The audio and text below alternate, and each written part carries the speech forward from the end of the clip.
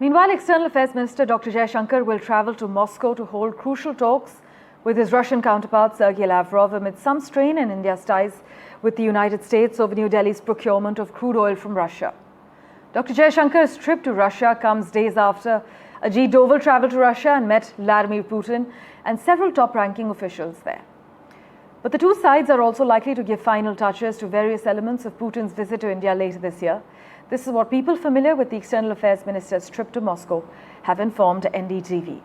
Let's just quickly go across to Mohammed Ghazali, who's been tracking all the finer developments for us. Ghazali, take us through what we know about Dr. Jaishankar's Moscow agenda.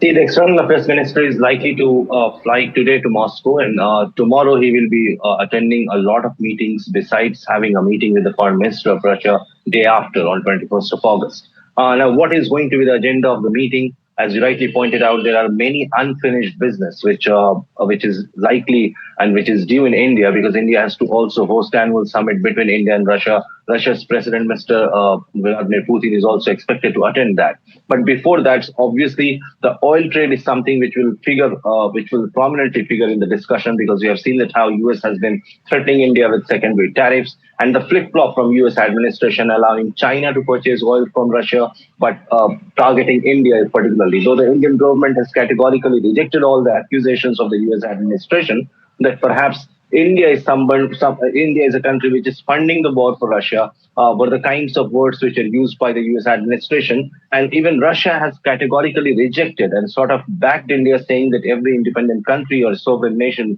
is free to choose their partners in trade. So these issues will certainly come up for discussion. We are also being told that though there has been no talks around the RIC, the Russia, India, China summit, but since both the parties or all the three countries are getting closer after there have been talks between India and Russia. Yesterday only, the Russian President Mr. Putin spoke to Prime Minister Modi. He also shared the details of the Alaska summit. Then our External Affairs Minister going to Russia today. And then we already have the Chinese trip in Delhi. So a lot of talks are going around that perhaps the Trump's tariff has brought these SCO member nations together, and we may see further development in that regard.